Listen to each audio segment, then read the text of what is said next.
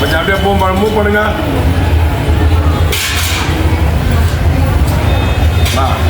Move பண்ணுமா யார் இருக்கா இருக்கு அப்படியே மூவ் பண்ணுங்க. அப்படி போகலாம். கொஞ்சம் அப்படியே உள்ள வந்துருங்கம்மா. அப்படி வாங்கம்மா.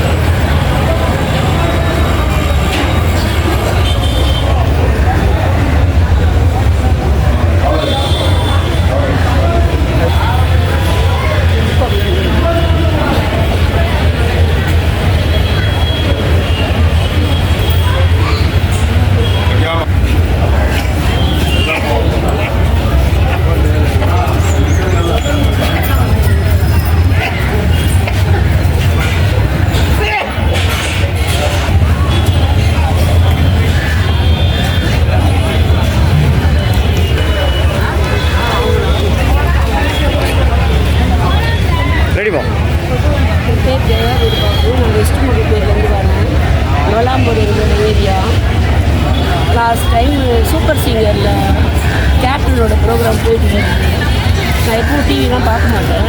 அன்றைக்கி நான் பார்க்கும்போது மனசு எனக்கு ரொம்ப ஒரு கஷ்டமாக இருக்குது. என்னோடய டைமில் ஒரு பெரிய ஹீரோ. நாங்கள் படிக்கிற காலத்தில் இவர் தான் எங்களோட ஃபேனாக இருந்தார். நாங்களாம் நானும் என் குழந்தைங்களாம் இவரோட ஃபேன் தான். அப்படி நல்லா அவரோட படம்லாம் பார்ப்போம். இப்போ அன்றைக்கி 28ஆந்தேதி எனக்கு கொஞ்சம் நான் டயாலிசிஸ் பேஷண்ட்டு.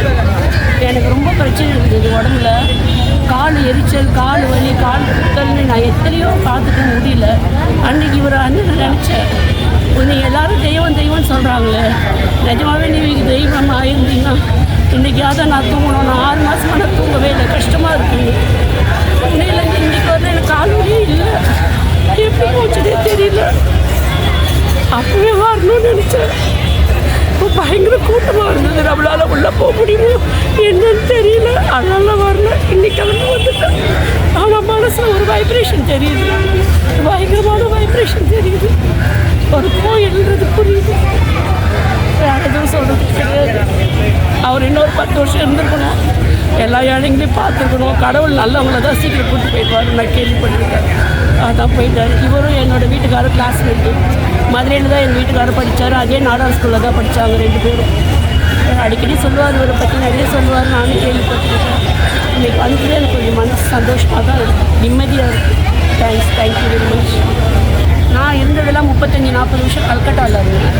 நான் வந்து பிரின்ஸிபலாக ஒர்க் பண்ணேன் சிபிஎஸ்சி ஸ்கூலில். அன்றைக்கி பார்த்து நம்மளால் இந்த பக்கம் வர முடியறனால நான் நடக்க முடியாது. என்னால் வீல் சேரில் தான் வரணும். நம்மளால் மற்றவங்க டிஸ்டர்ப் பண்ணக்கூடாதுன்னு வரல. இப்போ 1 வருஷத்துக்கு அப்புறம் இன்றைக்கி தான் எனக்கு இங்கே வரணும்னு. அது கூட கடவுள் விதிச்ச விதி. நம்ம நினச்சிலாம் வர முடியாது. அவங்கவுங்க கூப்பிட்டா தான் வர முடியும். நான் புரியுது, எனக்கு புரியுது. இன்றைக்கி நான் கிளம்பிட்டேன். இன்றைக்கி காலையிலே இந்த தம்பியை வர சொல்லிவிட்டேன்.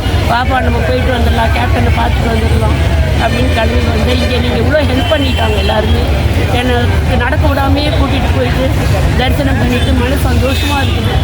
நிஜமாகவே ஒரு பெரிய ஒரு கோயிலில் போயிட்டு எனக்கு சாமி கும்பிட்டா மாதிரி ஒரு மனசு திருப்தியாக இருக்குது. Thank you very much.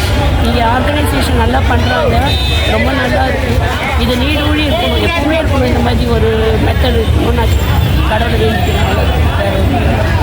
யானை இருந்தாலும் போதும், யானை இல்லைனாலும் பொண்ணுன்னு சொல்லுவாங்க. அதே மாதிரி இவர் இருக்கும்போதும் தானம் தர்மம் பண்ணி வாழ்ந்தார். இப்போ போனதுக்கப்புறமும் அவர் அப்படி தான் வாழ்ந்துட்டு இருக்காரு. அவர் கடவுளாக தான் இருக்கிறார். அவர் இன்னும் போகல. என்னோட நம்பிக்கை அவர் இன்னும் போகல. இங்கே தான் ஒரு நல்ல ஒரு ஸ்பிரிட்டாக அவர் இருந்துட்டுருக்காரு. ஒரு நல்ல வைப்ரேஷன் இருக்குது. இது நடக்கும்.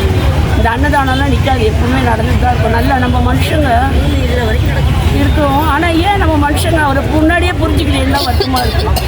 அது ஒன்று தான் வருத்தமாக இருக்குது. இப்படிப்பட்ட ஒரு நல்ல மனுஷன் நம்ம கை விட்டுட்டோமே, நம்மகிட்ட ஒரு வைரத்தை நமக்கே தெரியாமல் கை விட்டுட்டோமேன்னு தான் கவலையாக இருக்குது.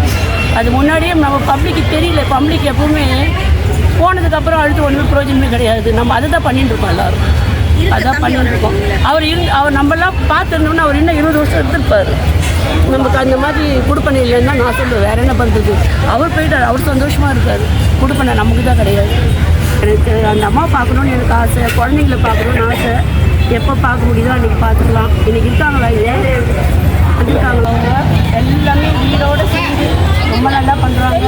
அவங்க பண்ணுவாங்கன்ற நம்பிக்கை இருக்குது. நல்லா பண்ணுவாங்க.